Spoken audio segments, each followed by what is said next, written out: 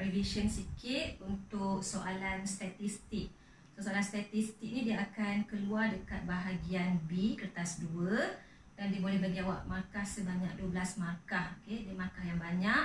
Jadi cikgu harap awak boleh dapatkan markah penuh. Okey, so kita revise sikit macam mana kita nak jawab soalan statistik. Ini satu contoh soalan yang cikgu bagi. Soalan ni ada dalam modul yang cikgu bekalkan sebelum cuti tu. Okey, soalan dia, Rajah menunjukkan markah bagi 32 orang murid. Okey, so dekat sini dia bagi awak markah-markah ni. Kalau awak bilang data ni memang cukup sebanyak 32. Okey, so soalan yang biasa dia suruh kita buat ialah dia suruh lengkapkan jadual dalam ruang jawapan. Okey, so sebagai contoh, dia dah bagi awak sini markah 35 hingga 39. Jadi awak kena lengkapkan yang selebihnya. Okey, so macam mana kita nak lengkapkan? Okey, ini kita punya guide lah. Okey, dia bagi 35 sampai 39. So awak kira lah selang kelas dia berapa? 35, 36, 37, 38, 39. Maksudnya selang kelas dia ada 5. So next after 39 ialah 40.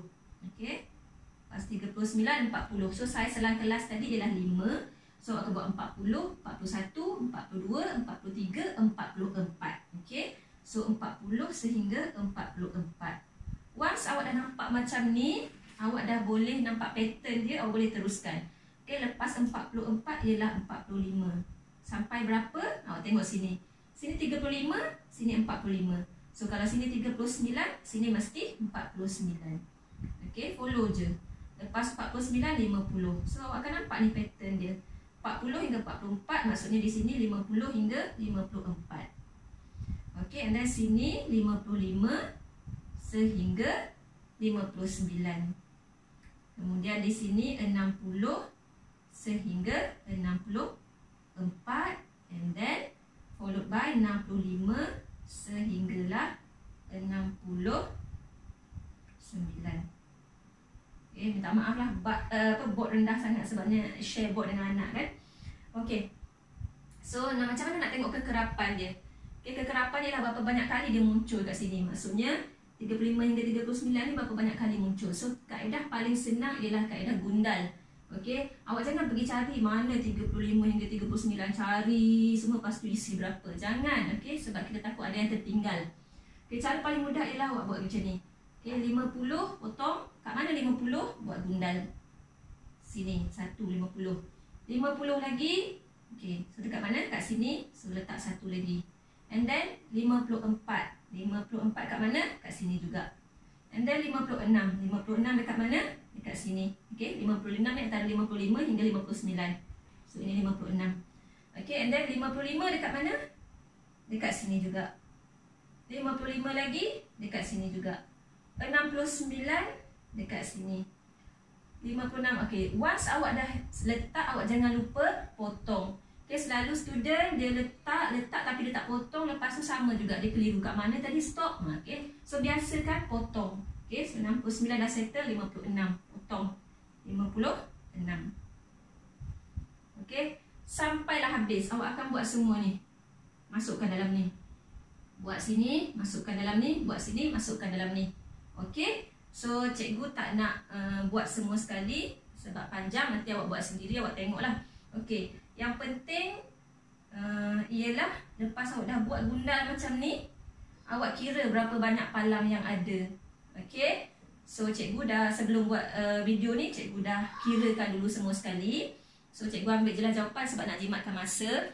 Cikgu dapat sini 2, sini 4, sini 7, sini pun ialah 7.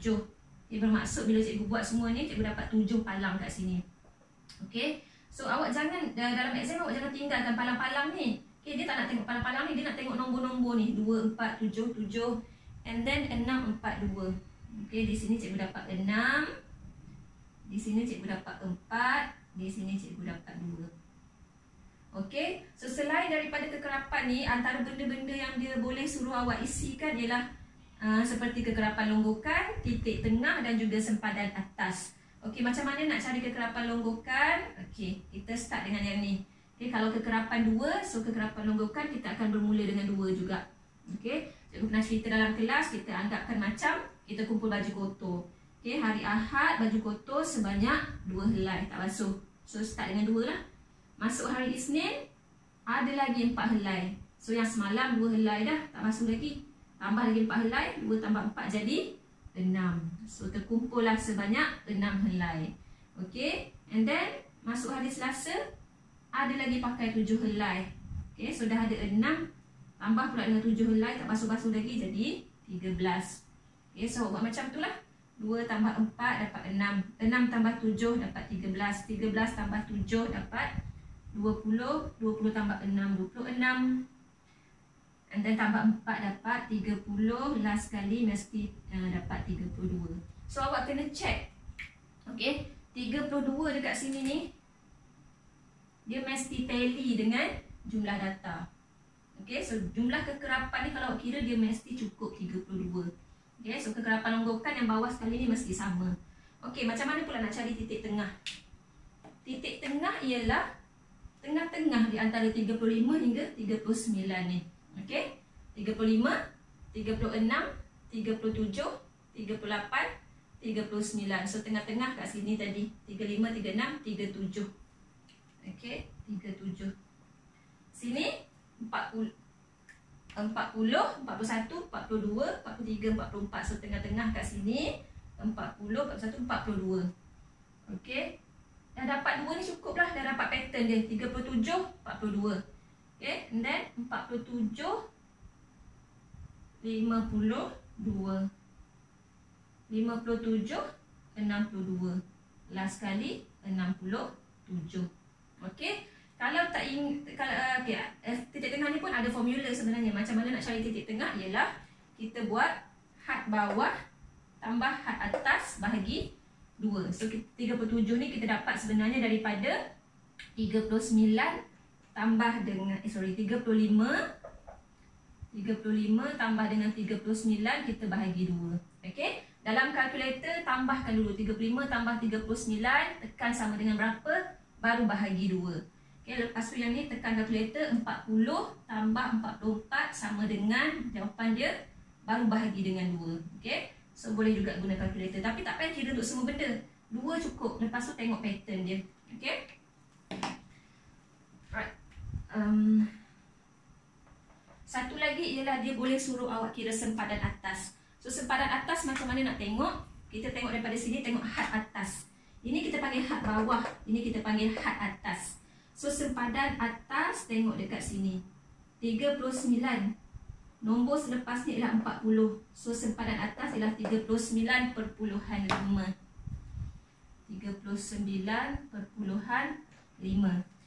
Di sini had bawah, di sini had atas. So sempadan atas dekat sini. Okey, ini 44, nombor seterusnya 45. So had atas sempadan atas ialah 44.5. Okey, dia konsep dia macam ni. Ini adalah kelas untuk 35 sehingga 39. Ini adalah kelas untuk 40 sampai 44. Ini adalah kelas untuk 45 sampai 49. Okey, kalau nak faham konsep sempadan ni. Okey, so ini adalah sempadan dia. Ini kelas yang pertama, ini kelas kedua, ini kelas ketiga. So ini adalah sempadan untuk setiap kelas. Okey, so di sini ialah had bawah. Okey, ini cikgu tunjuk ni sempadan yang merah ni. Sempadan. Ini ialah had bawah, ini ialah had atas. So sempadan atas kat mana? Kat sinilah. Okey, sempadan atas untuk kelas yang ini, tengok dekat had atas dia. Sini 39, sini 40, tengah-tengah dia ialah 39.5. Okey, sini 44, sini 45. So kat tengah-tengah ni ialah 44.5. Okey, so sempadan atas untuk kelas yang ini, tengok dekat ni. Ini had bawah, ini had atas. So tengok dekat sini. Okey, 44.5. Okey, so boleh penuhkan semua sekali 44.5 and then 49. Follow lah, ini ada pattern kan? 49.5. Kemudian sini 54.5, 59.5, 64.5 dan 69.5. Okey, so ini adalah benda-benda yang dia boleh suruh awak lengkapkan dalam jadual.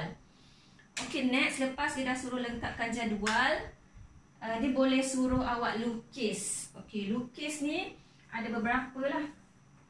Ada beberapa benda yang dia suruh awak lukis. Tengok pada soalan, kadang-kadang dia suruh awak lukis histogram. Kadang-kadang dia suruh awak lukis poligon kekerapan, kadang-kadang dia suruh awak lukis ogive. Okey.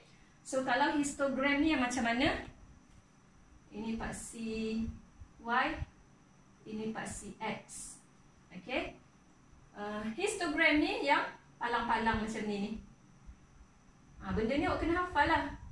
Kalau awak tak ingat histogram tu apa benda, awak tak ambil kisah, susah lah. Okay, awak kena tahu histogram lah benda macam ni. Poligon kekerapan pula yang macam mana? Poligon kekerapan yang macam ni. Contoh dah ni, contoh. Okey. Dua-dua ni mesti guna pembaris. Okey, yang ini satu lagi ialah ogive. Ogive ni freehand. Yang dia naik macam ni. Naik bukit tu. Okey.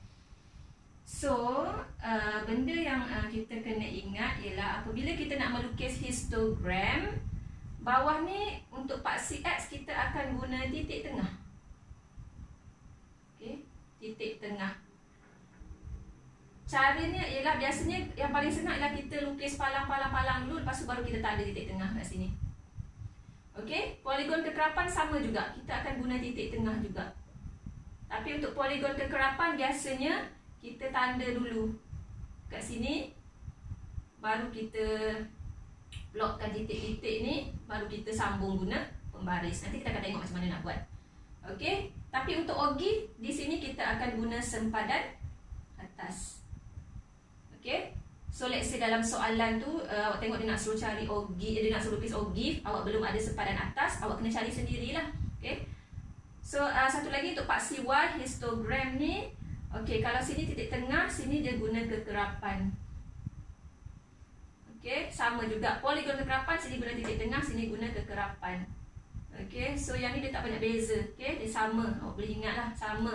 Cuma bentuk ni dia lain. Ni palang-palang macam ni, bar ni. And then yang ni garis-garis lurus macam ni je. Okey, yang ini dia lain sikit. Okey, memang dia lain sikit. Bentuk satu memang dia dah kena freehand. Bentuknya macam ni. Dan sini dia guna kekerapan longgokan. Sini awak boleh nampak ada lain sikit. Ni guna sempadan atas, kekerapan longgokan. Yang ni sama. Okey. So kita tengok macam mana nak lukis histogram. So yang ni cikgu akan padam lah. Okey. Padam.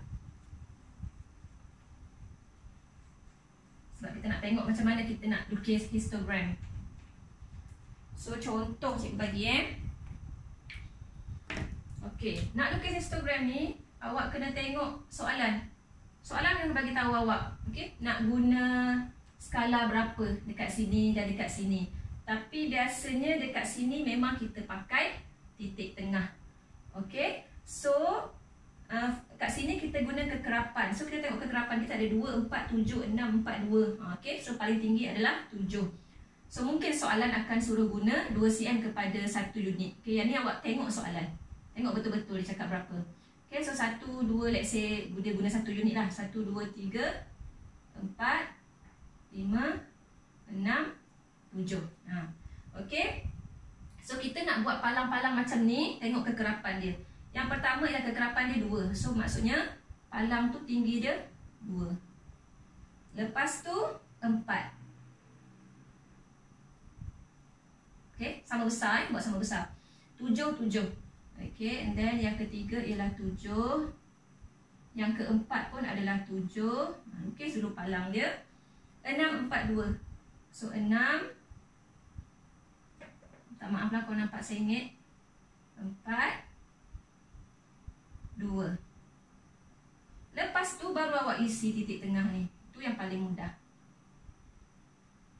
Itu 37, 42, 47, 52, 57, 62, 67. Okey, sekarang bila awak nak label, memanglah sini kita guna titik tengah, tapi awak tak payahlah label kat sini titik tengah. Okey, titik tengah ni kita dapat daripada mana? Titik tengah ni merujuk kepada markah. Jadi awak label lah markah. Jangan duk label sini titik tengah. Sini kekerapan. Okey. Ni kalau dia bagi kekerapan lah. Kalau let's say soalan bagi bilangan murid contohnya.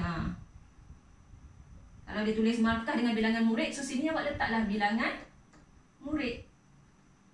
Okey. So histogram sangat senang.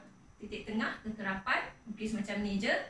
Okey, kemudian kita tengok macam mana kalau nak lukis poligon kekerapan. Okey, kalau poligon kekerapan, padamlah yang ni. Sama, buat paksi Y, paksi X. Okey. 1, 2, 3, 4, 5, 6, 7. Merujuk kepada bilangan murid ataupun kekerapan. Okey. Lepas tu okey, untuk poligon kekerapan ni ada satu benda yang cikgu nak notekan, iaitu buat sini dia ada sebelum dan selepas. Apa benda sebelum dan selepas ni? Okey. Ini merujuk kepada yang ni.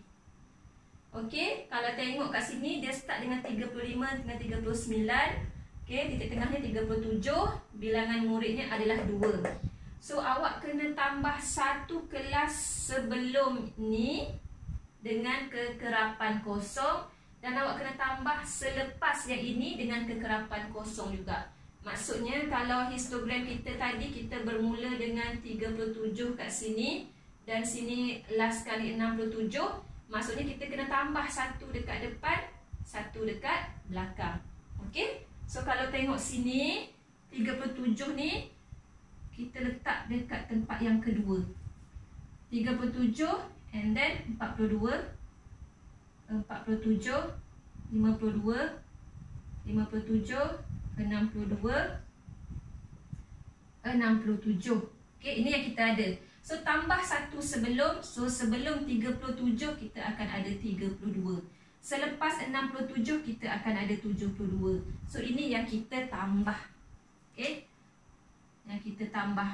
Okey, kat sini tak ada. Okey. Ini kekerapan 2 dekat 37. So yang kita tambah ni kita anggapkan kekerapan dia kosong. Okey, titik tengah 32. So kelasnya ialah kelas 30 sehingga 34 lah kalau ikutkan. Okey. So tambah sini kosong. Okey, maksudnya titik tengah dia 32, kekerapan dia kosong, tanda kat sini. Sama juga kat sini kita tambah 72, kekerapan dia pun ialah kosong. So kat sini tanda macam ni. Okey. Lepas tu yang lain follow lah. Titik tengah 37, kekerapan 2. So 37 kat sini, 2 kat sini tanda. 42, 4. So sini 7. Sini 7. 57. 6. 6, 42. So 6, 4, 2. Macam tu lebih kurang. So guna pembaris. Okay, jangan buat freehand macam cikgu ni. Okay, awak kena guna pembaris. Okay, cikgu tak nak pembaris.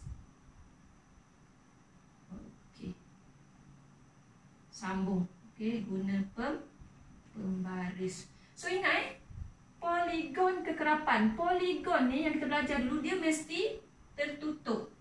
Okay, so kalau buat macam ni, tergantung ni, ini tak dinamakan poligon. Sebab tu kita kena tambah satu dekat depan, tambah satu dekat belakang. So dia akan membentuk satu kawasan yang tertutup. Okey, itulah baru betul poligon kekerapan. Sini guna titik tengah, sini guna kekerapan. So sini kita labelkan, dengan label titik tengah, labelkan markah. Okey, sebab data kita mengenai markah dan bilangan murid. Okey, itu untuk poligon kekerapan. So cikgu masuk pula kepada OGIF. Macam mana nak lukis OGIF. So ingat yang paling simple adalah histogram. Yang poligon kekerapan kena tambah sebelum dan selepas. Kalau yang OGIF, dia kena tambah sebelum sahaja. Nak tambah apa? Ni, sempadan atas. Kita padam dulu.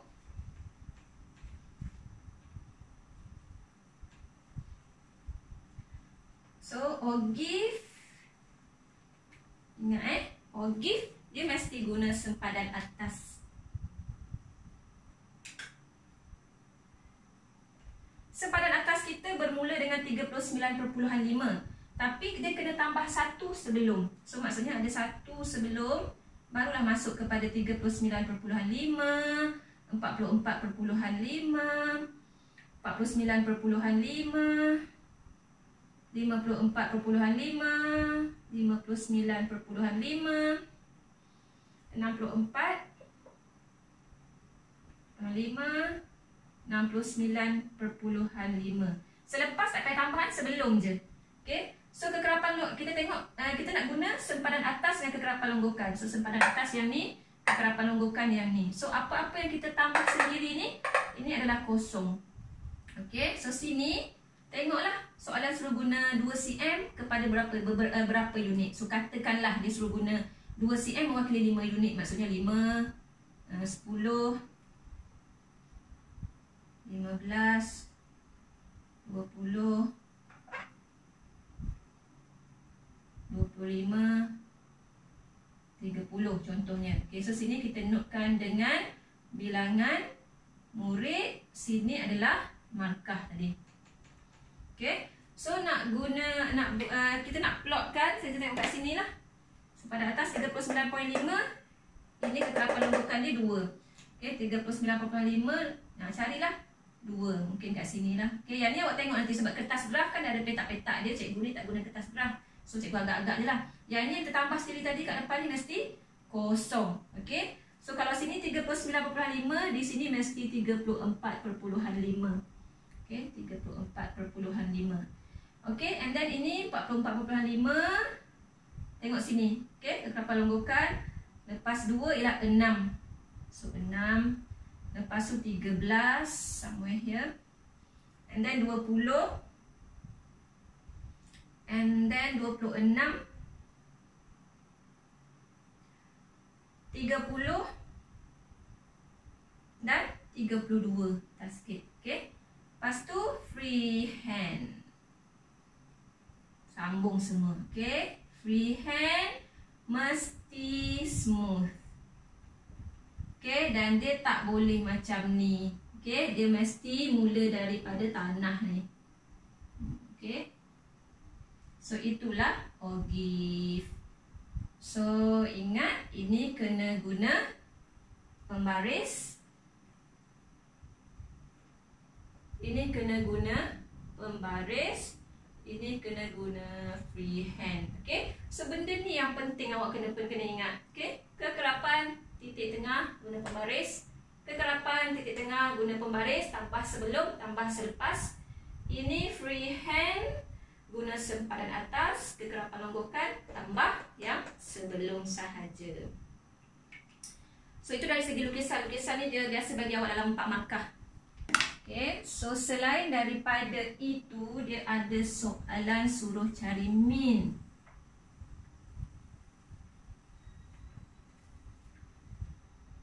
Ini cikgu rasa biarlah dulu. Okay. Min. Min ialah jumlah titik tengah darabkan dengan kekerapan bahagi jumlah kekerapan. Okay.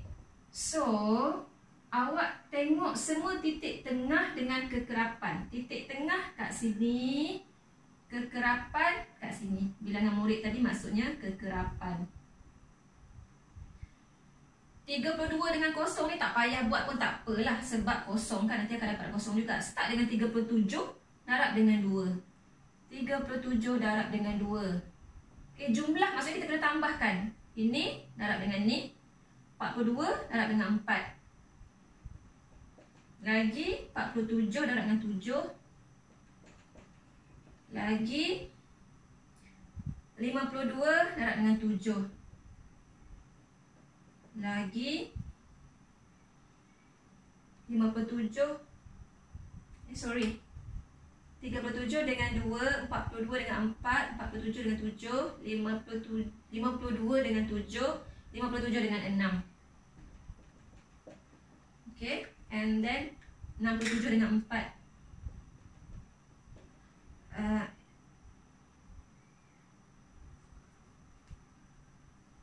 Sorry, dah tinggal 62. Nampaklah 62 darab 4 and then 67 darab dengan 2. Okey. So bahagi dengan ni awak dah tahu, tak payah nak tulis balik 2 tambah 4 tambah 2, tak payah. Jumlah kekerapan maksudnya jumlah keseluruhan data. Tadi dalam soalan pun dah sebut 32 orang murid. So 32 je lah. Macam tu. So nanti awak kira lah berapa dapat yang atas ni. Kena tekan kalkulator lah. Okay, bahagi dengan 32, dapatlah jawapan akhir. Jawapan akhir ni jangan bunda, kalau ada perpuluhan janganlah bunda, kalau boleh bagilah sampai 2 tempat perpuluhan ke, jangan bunda terlalu maksudnya bagi sehingga, kalau boleh kalau ada perpuluhan tu bagilah 2 tempat perpuluhan, jangan bunda habis kepada satu nombor bulat. Okay. Okay. Ada yang terus kira dengan kalkulator, lepas tu terus bagi jawapan je kat sini. Okay, so kita risau kalau jawapan ini salah, jalan kerja awak ni tak ada. So memang tak dapat markah langsung. So cikgu nasihatkan benda ni tulis. Okay, benda ni tulis supaya andai kata awak ada tersalah kira kat sini, mungkin kat sini semua dah betul, tapi masa awak tekan kalkulator salah, so dia akan mengakibatkan di sini salah, di sini salah. Jadi di sini ada markah, at least 2 markah. Okey, jadi tolong tulis benda ni. Benda ni penting sebenarnya untuk bantu awak in case tersalah kira. Okey, so kalau awak tak ada benda ni, silap-silap habis 3 markah, tak ada markah langsung. Kalau macam ni, at least jalan kira kat sini betul, ada 2 markah untuk awak. Itu kalau min. Lepas tu soalan suka juga tanya mod, kelas mod. Okey.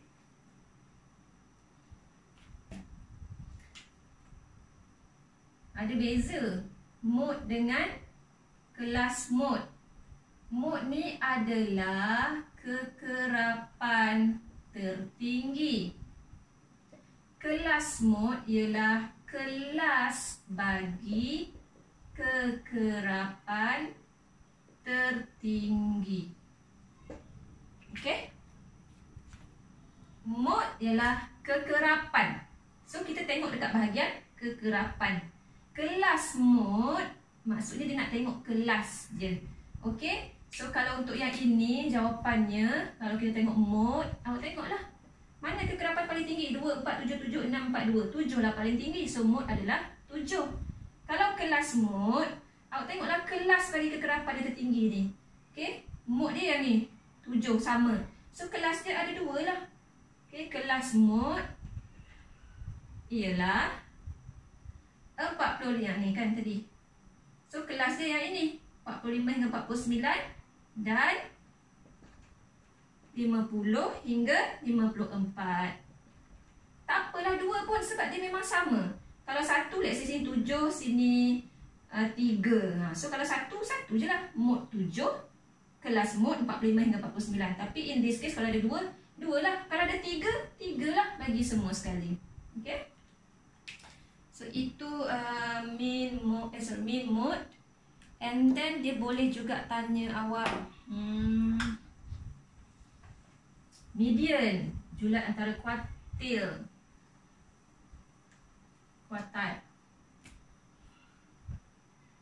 Median. Median ni median dengan julat antara kuartal ni biasanya dia sangat berkait rapat dengan OGIF. Okay, dia sangat berkait rapat dengan OGIF. Kalau ada soalan OGIF, barulah biasanya dia akan tanya median dan juga julat antara kuartal ni. Cikgu padam sini. Nak bagi contoh je, nak bagi contoh. Katakan awak ada satu OGIF kat sini. Ambil OGIF kita tadilah. Okay, let's see OGIF dia kat sini. Paling tinggi tadi berapa? 32 ya. 32. Okey. Sini tadi berapa? 69.5.